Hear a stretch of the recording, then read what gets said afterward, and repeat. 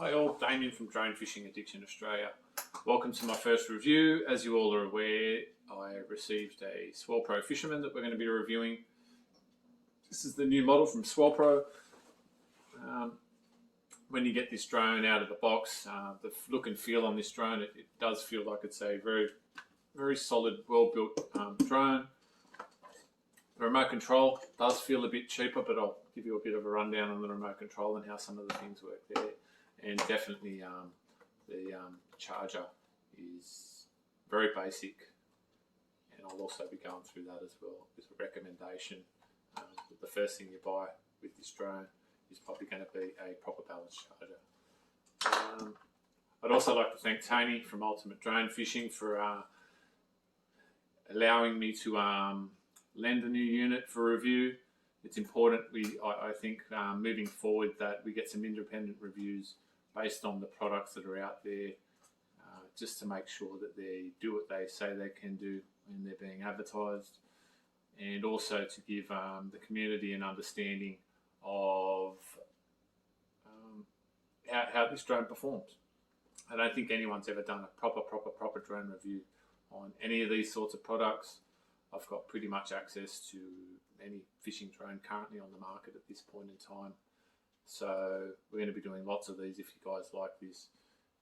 But there's going to be a really detailed, in-depth,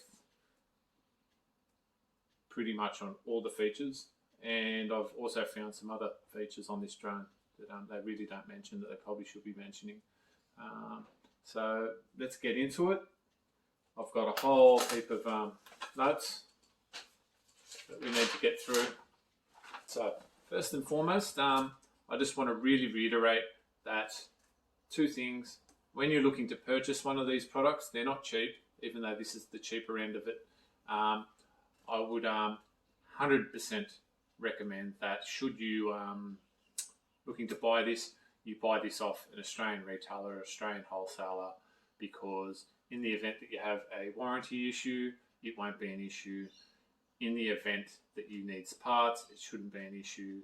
And the second thing I really want to specify is, I know it's not viable for everybody, but it's really important, in my opinion, that you try before you buy.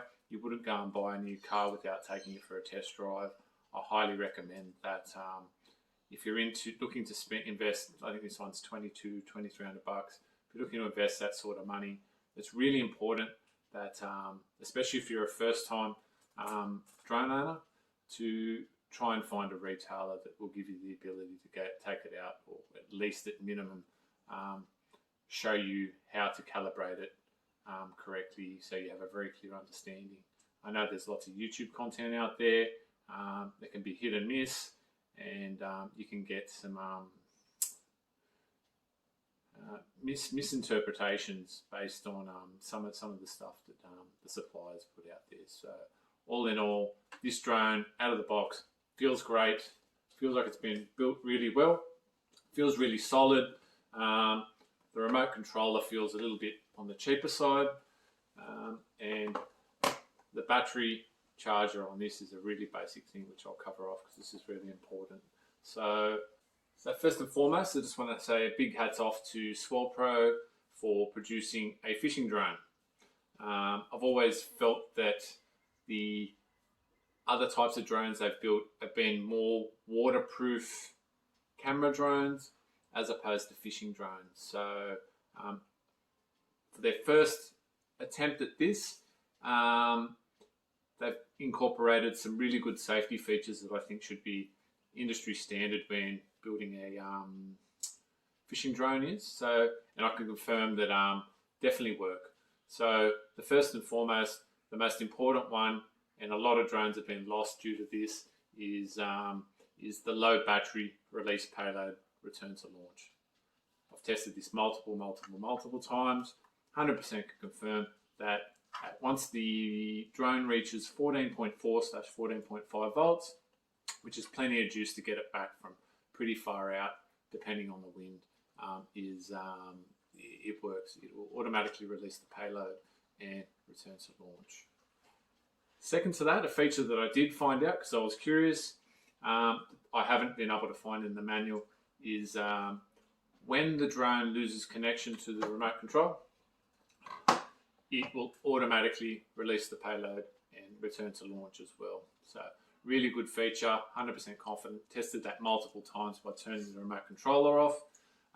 Definitely works. So really good feature, really good safety feature. That one's a really important one to have, because should your batteries go flat because you didn't check them the night before when you get down there, or because the remote's not waterproof, if it falls in the water or something happens to the remote controller, then you're not going to have to worry about the drone flying itself back with the bait connected. So hats off, two really cool features. So wrapped with that. So one thing I really do like about this drone is the payload's quite good. So obviously you push the switch on here and the payload opens up and closes. So operates really smooth and really clear. If you're going to start sending those larger 2 kilo baits out on this thing, and that's what you choose to do, I'm going to recommend something. On all of my drops, I use a drop loop, or you can use a cable tie. The reason I say that is only once it's happened. I was using 80 pound as my lift here with a 2 kilo load, and I don't know if the mono got pinched in the hole where the servo comes in or in between. I don't know. It just didn't release correctly. So I think if you're going to be lifting bigger payloads, I'd recommend putting in the having a drop loop in like this in here, which is going to make it a lot easier for it to release, because it's not going to get rubbed or I use that on all my drone drops currently. This creates an easier release. So, how does it fly unloaded? So, first and foremost, this drone, I'm going to say, is a lot faster than my other drones without payload. So, if you're going to buy this drone and it's your first drone, even if it's a new drone, you really need to get this drone up at a park, at a beach, somewhere where there's room, there's no trees and there's nothing to hit. It is really quick off the deck. You're going to need to be really careful with your sticks, especially when flying baits out, because it gets up, it goes, and it moves. I've put it up without payload in some pretty aggressive winds. It seems to hold its own. It does get slapped around a bit, but all of these types of drones, once you start getting into some higher wind situations, are going to get knocked around a bit.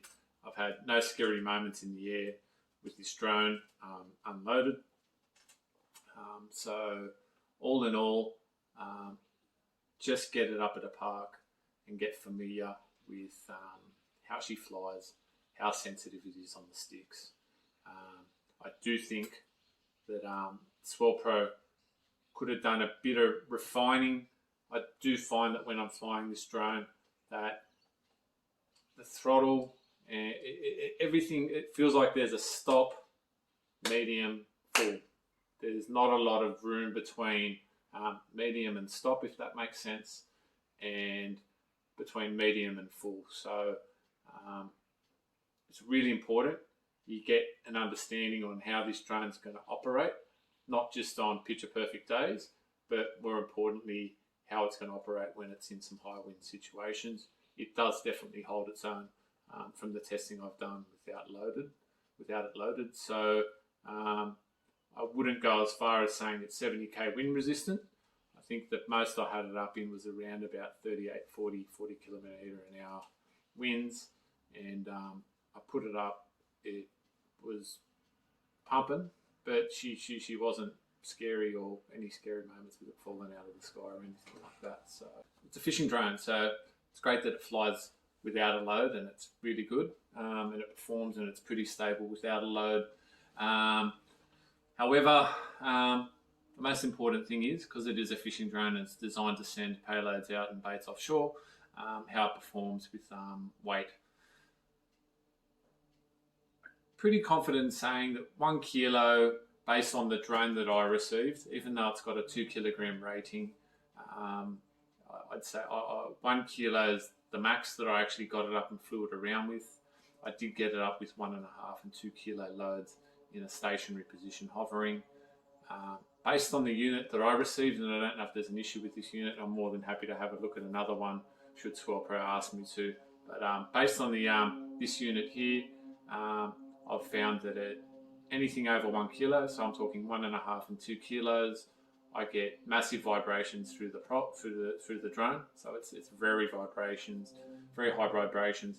Also, I actually get bearing sounds. So if you don't know drones, that pretty much the total weight of everything when the drone is in the air is on the bearing. I actually get bearing. It's squealing on the drone especially when I'm performing 2 kilo lifts on this thing, which I've got some video which I'll put up as well. But based on the 1 kilo load up and about, pretty happy with how it held its own. I put it up, I've done some extreme pendulum testing to see if I could get it to fall out of the sky. No issues there. So I just want to state, based on this drone that I've received and the testing I've done, I'm not confident in flying it, and I didn't do a full flight test based on 1.5 and 2 kilo loads, based off the fact that the vibrations are pretty full on throughout the drone. I've tried calibrating it 50,000 times. I've even gotten, I actually thought there was an issue with a vibration in the prop, so I got some brand new props, so you can see new ones and old ones, didn't make any difference. So unless I'm doing something wrong, is what it is. So at this point in time, unfortunately I can only rate this guy safely for me to a 1 kilo lifting drone.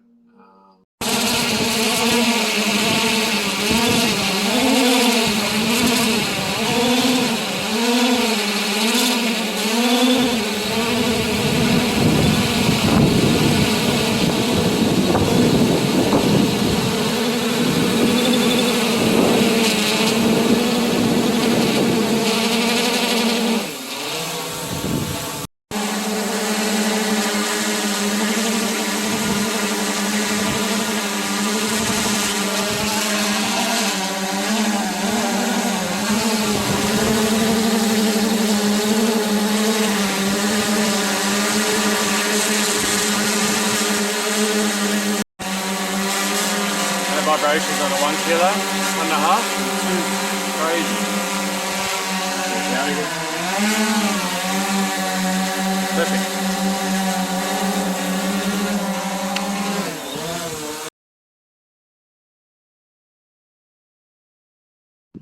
So we just put on new set of props to see if we can get rid of these vibrations under the bigger loads, and let's just put it up and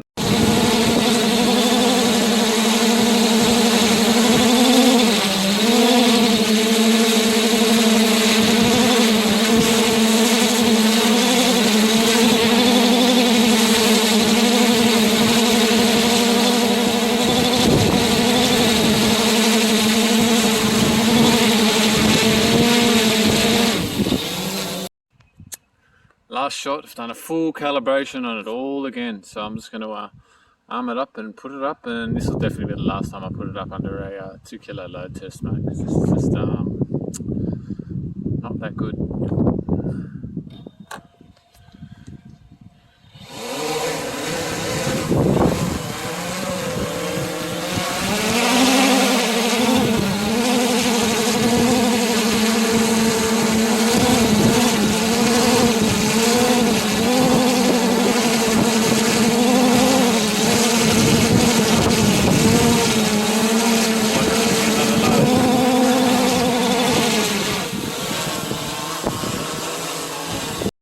Arm it up with 1.5 now, see if it's more stable, obviously, than the 2 kilo, and then we'll put a 1 on, and then I think I'm going to pack this thing away.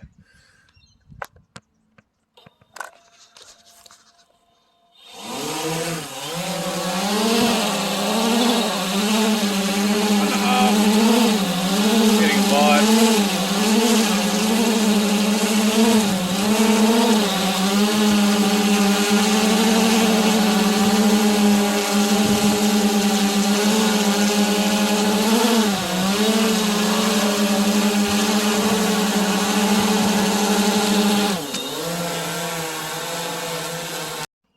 last crack, 1 kilo load, and I know I'm not going to get any vibrations. I've done this too many times.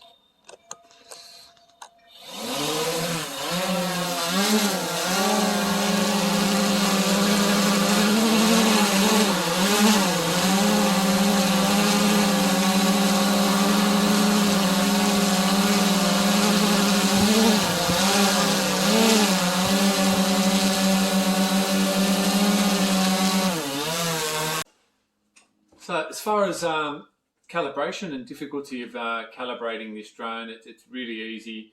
Obviously want to have it on the ground on a nice flat surface. So there's 3 calibrations you're going to need to do when you get this out of the box. The first one is the accelerometer. So it's really simple by holding down on the remote control. Obviously when they're both on, you just go left and right. It'll come up initializing on the screen of the controller, and just let the drone do its thing for a couple of seconds, and then make sure you turn it off, turn the drone back on. That's done. IMU calibration is up, left and right.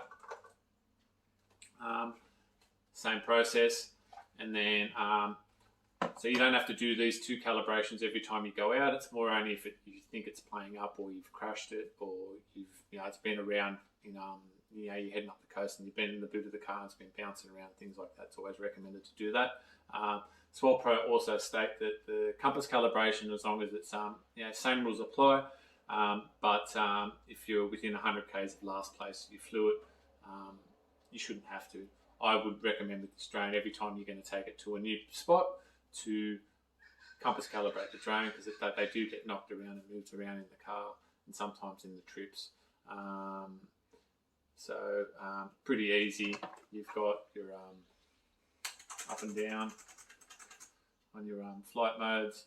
It'll go into it and it'll basically tell you what to do on the screen and when it's done. So I think it's 3 clockwise circles with it horizontal, and then 1 with the nose pointing down. So really easy to calibrate this drone. So yes, in saying that the calibration's easy, it is easy. I did actually get this drone out and tested to see if and how accurate it would be in landing in my return to launch mode. So unfortunately, I ended up calibrating this drone to the point where I was sick of calibrating the drone and sick of testing it, because I just couldn't get it to land accurately. Was a bit of wind as well, I'll admit, but I could not get the drone to land accurately back in the center of the landing pad from where it took off. So that night, once again, that night I was doing something wrong, but I did calibrate it multiple times, multiple different ways, and could not get it to do what it needed to do. But with any of these drones, you should really only be using the return to launch to get it back from where you've dropped your bait back to you. And you should always, in most cases, I would always recommend landing the craft manually, because you'll probably get a obviously better result, and it's a really important thing to learn. So I always manually land my drones unless I'm hooked up. But it's also going to be one thing I was fearful of when I first saw the drone and got the drone is the legs. The legs are really solid. They're not going to fall out. I've got no concerns about that, but I did have it pre-getting the drone. They're still very low profile to your bait release and your camera. So definitely look at investing in getting a good size landing pad. They're not that expensive, because I still, not that I have done it, but I'm very confident that when putting this drone down on the sand, these legs are going to go into especially soft sand, and you're going to get sand up in places you don't want as well. So one thing that really annoys me, and I think it's going to catch out a lot of novice pilots, and it's really important that you be aware of this, is so when the drone, obviously you fly it out this ways, and it's going to spin and then come back. So when it gets above the home point, this drone comes down and lands. Now, it's really important, especially for a novice pilot, to understand that the drone's facing the wrong way. So pushing forward is going to go back, and then pushing back is going to go forward. So if anything, they should at least software update all of these drones to make sure that when it gets to the home point, it turns back around, so the drone's facing the right way and it lands. So big one, and it's a big safety thing for me because the drone is symmetrical, so it's very hard to understand, especially for a novice pilot, which way the drone's facing. So be very careful and make sure you're returning the drone, or you're well aware of which way it's facing before you go to land it, because you could collect a rod, you could hurt somebody. So that one needs to be fixed immediately, in my opinion. So one thing I think Swellpro really need to improve is, and I'll just explain, when you are landing this craft manually, you need to hold down on your left stick, and when it hits the ground, you need to continue to hold this down until the motor's disengaged. Now, the time it takes from the drone to get to the deck and to disengage has caught me out 3 times, where the drone has lifted and nearly hit the ground and taken out my prop. So you just want to make sure that you do not release the down on this drone until you have confirmed that the motors have been disengaged and stopped spinning. So on the remote control, you've basically got your battery level, which is interesting because when I first got this drone, I've just got the cheap Audi, the Audi AAs in there, and I can tell you I've been flying this for quite a bit of time, and I thought it was going to bother me not having a rechargeable battery remote controller. I'll be 100% honest with you, like, it doesn't even bother me anymore. These batteries that you put in, obviously you should be testing it, tells you the voltage on the batteries, but I don't think you're going to have an issue because it feels like these are going to last a very long time. Obviously have some backups ready to go and make sure you've got your decent voltage on your batteries before you head out. On here it also tells you your voltage when it's connected to the drone. It comes up here, and then you get your satellite. So I don't know if it's picking up more than 10, but the maximum I've had on any outing, and I always get it, is 10 satellites. So I don't know if the drone's actually picking up more than 10 satellites, but not displaying here. But the maximum of satellites that I've picked up based on the screen is 10 satellites. Really easy to read your telemetries on this remote as well, and it's really good in bright daylight. So the one thing is the gimbal covers, so it isn't a waterproof or dustproof or anything like that. So it doesn't matter where I go, how careful I'm being with my controllers. I'm always getting sand inside here, right? So even if you got this drone or another drone, I'm really going to recommend, and I carry a brush all the time in my tackle bag, and I carry a spare one in my drone bag. It's so much easier to get sand off your motors, sand off the controller gimbals with one of these. Every drone fisherman needs to have a paintbrush, without paint on it obviously, in their tackle bag. It's going to save you a lot of time and a lot of clean-up time when you get home. So one thing I did notice, and it's 10 cents, and I know I'm being picky, is I don't know if it does, or the one I didn't, this drone didn't come with a lanyard, so I know it costs 10 cents for Swellpro to put a lanyard in the box, or probably 2 cents. I think a $2,000 drone should come with a lanyard. It doesn't. The one I got, all of my other ones do. It's really important, especially if you're dropping bait solo, because this remote control is not waterproof, sandproof, dustproof, blah, blah, blah, blah, blah, right? So if you drop your bait and you want to get your lines set with your reel, you don't want to be putting this down on the sand, or you want to try not to be putting this down on sand or whatnot. So just getting a lanyard, make sure you get a lanyard so that at least you can have the remote control connected to you while you're correcting your lines of all the drones on the way back. So just a small thing, but I think it's an important one. So basically,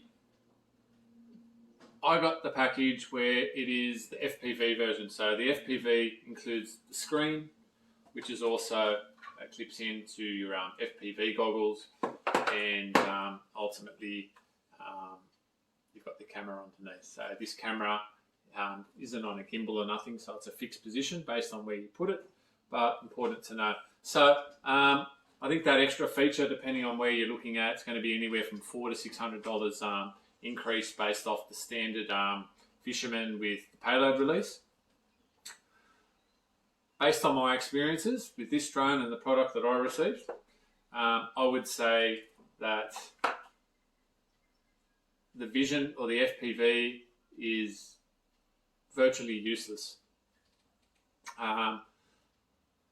The brightness on the screen when you're using it in the sun, even at the highest brightness set, is not a very bright screen. But more importantly, the transmission from the drone back to this, I had it at 120 meters, and I would almost say is unusable. Same as with the FPV. You're going to get a lot of breakup. It's going to be hard to make out anything. You've got a super low res screen. In the FPV, it doesn't give you all of the telemetry. So all the telemetries, the important ones are obviously battery, height, and how far you are. They're not displayed on the FPV device. So the only way to know where you're at when you're in an FPV mode and you've got a spotter, obviously for legal purposes, is on the remote control that you can't see because you've got goggles on. But further to that, the image quality that it sends and transmits back, and I'm happy to be proven wrong, it's pretty useless. So if you're looking to get a drone that you're going to know you're going to be looking to use for spotting, based on vision, this isn't, I wouldn't even consider this. If you're looking for a good drone that's capable of, in my opinion, based on this drone that I received, that's capable of, you want to send up to 1 kilo baits out without vision, yeah, this could be for you.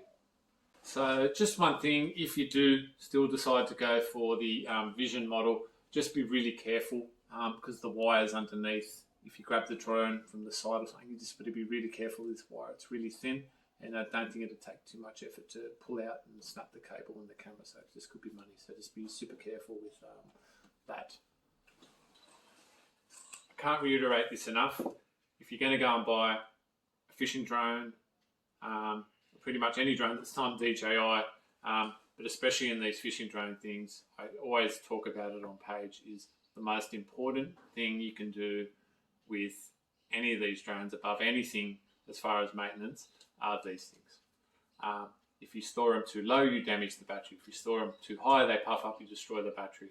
The most important part of a fishing drone is the battery, and if you're not storing it at the correct voltage, and while it's not being used, you could suffer potential dramas down the track with the drone falling out of the sky. I can't explain. The most important thing you need to do when you buy any of these products is battery maintenance, which leads me to their charger. So Swellpro basically supply, and I understand to get things at a cost, you need to do things on the cheap. But on this drone, you've got a very basic charger that's got your figure 8 plugged into the wall, and then you've got 4 lights: 25, 50, 75, and 100%. So, and you've got a balance charger in the front. So basically, you've got no voltage to know that you need to. So these batteries need to be stored at 15.2 volts. You've got no indication on the charger that it's at 15.2 volts, nor do you have a button on the charger that you can hit it into storage. So my recommendation, if you're going to buy this drone, the first thing you do when you buy this drone is get yourself one of these sorts of chargers. They're not that expensive, but at least you're going to get 2 benefits. You're going to have the ability to accurately put the drone's batteries into storage when they're not being used, but more importantly, from a storage voltage up to a full charge using this charger, it's going to take 1 hour and 40 minutes to go from 15.2-ish all the way up to 17.4. 1 hour, 40 minutes. This charger, I tested it and I was only at 5.5 amps, which I can run it faster. I got an hour to get it from storage to charge.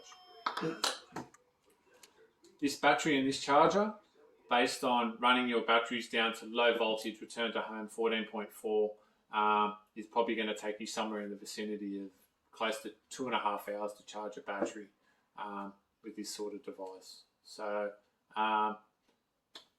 really good for the lazy people, but battery maintenance, I don't think you're going to be able to maintain your batteries the way you need to maintain your batteries with this device that comes with it. So once again, yeah, just get yourself a charger with it. So one feature I really like on this drone is the H mode. So you've got GPS and ADI, but in the middle you've got H. So what this basically means is, as long as the drone is on the other side of where you're taking off, which 99.999% of the time it's going to be anyways, because you're dropping base with it, is it doesn't matter which direction this drone is facing. It could be facing side on, and it will always, when you pull back on the sticks, come back to the home point. Or when you pull back, it'll come back to the home point if it's facing this way, and it will still operate left, right, forward, back, as if it's facing the correct way. So really like that feature, and I think some other manufacturers should look at incorporating a similar mode into their drones. So because the drone is symmetrical, the only way of knowing which way is front is obviously the stripes on the front arms and the lights. In daylight, once you get about 40, 50 meters away and up at about 20 plus, it becomes really hard to see the LED lights, to understand which way the drone's facing, obviously outside of the way that you're pushing on the stick. So maybe for an improvement on the next version, I think having some brighter lights underneath the drone to be more visible during daytime would be a great help for Swellpro. So in closing, what are my thoughts, my final thoughts on the Fisherman? Based on the way I've used it and tested it, I would probably steer clear of the FPV version of this with the screen. It's just not usable, in my opinion, based on the testing I've done with it. I'd also recommend, obviously, getting a proper balance charger. It gives you a lot more control over how you store your batteries and will give you faster charge times than the standard one, and also give you the ability, most of these come with the cigarette lighter adapter, so you can plug it in and you can charge in the car. So that would be a good investment and help you maintain your batteries better. I would definitely recommend big landing pad on windy days. It just gives you a bit more extra space to get it down, as you want to land this drone as flat as possible on the ground. Obviously a backpack or something to store this in when it's not being used on the beach. You generally want to get your baits out, pull your props off, obviously turn the drone off, and then get your bits and pieces into your bag and away from the elements. It should help it last a long time. And I'd definitely recommend getting at minimum a spare set of props, just in case, because it's caught me out 3 times, is the drone, even though I've landed it on a flat surface and I'm pulling back on the stick, it has spun up again and pulled forward and nearly hit the ground. So I've never broken a pair of props in my life or scratched a set of props. So just think that's important, because you don't want to be out and have your day ruined if you snap a prop. So I think that's where it sits with me. Just want to say I'm happy to test another one of these drones out if Swellpro or the importer wants me to have a look at one just to retest those lift capacities. But based on the one I've got, the drone shouldn't vibrate if it's rated at 2 kilo lift capacity, nor should the bearings start making sound. So I don't know if there's an issue with the motor or an issue with this drone. It's 1.5, 2 weeks old. It hasn't been hit into anything. So I'm more than happy to correct that in the event. But that's the Swellpro Fisherman, and that's my thoughts.